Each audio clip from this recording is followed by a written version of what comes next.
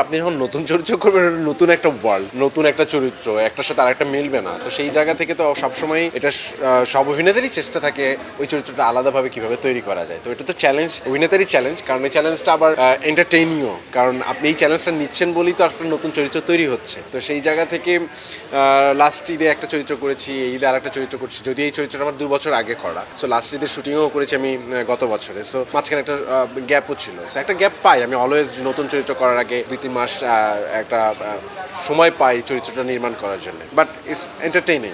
আমি শুরুটাই করেছি আমার সিনেমা দিয়ে, আমার শুরুই হয়েছে সিনেমা দিয়ে। আমার প্রথম সিনেমা আন্ডার কনস্ট্রাকশন ছিল, যেটাতে আমার অভিনয় মানে ভিজুয়াল অভিনয়ের ক্যারিয়ার শুরু। তারপরে তো মুসাফির, তারপরে আয়নাবাজি, একে একে মায়ের জঞ্জাল, হাওয়া, শ্যামা কাব্য, এখন হচ্ছে মমতা সেন। তো সিনেমার সাথে আমি অলওয়েজ ছিলাম আর কি।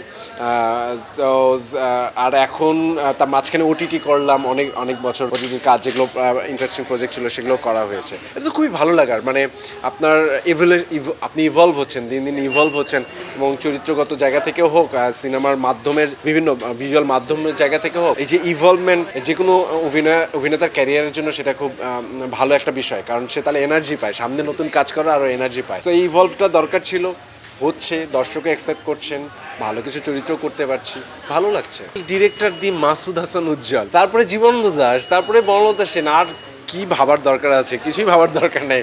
আমাকে জাস্ট নিবে কি না সেটাই আমি টেনশন করছিলাম, বিকজ আমাকে অডিশন দিতে হয়েছে পার্টিকুলার চরিত্র। আমি যে মহিন চরিত্রটা করেছিলাম সেটার জন্য আমাকে 2বার অডিশন দিতে হয়েছে। বারবার ডাইরেক্টর বোঝার চেষ্টা করছিলেন আমি আদৌ মহিনের মতো কেউ কিনা। তো সেই জায়গা থেকে যেটা হয়েছে যে আমি বরঞ্চ প্রজেক্টের সাথে অ্যাড হওয়ার জন্য মানে উদ্বেলিত ছিলাম আর কি। তো সেই জায়গা থেকে ডাইরেক্টর পছন্দ করেছেন, অডিশন নিয়েছেন, এবং তারপরে কাস্টিং হয়ে যাওয়ার পর তারপরে তো বনলতা সেন করলাম। সো ভীষণ ভালো লাগছে এরকম একটা প্রজেক্টের সাথে আমি যুক্ত হতে পেরেছি।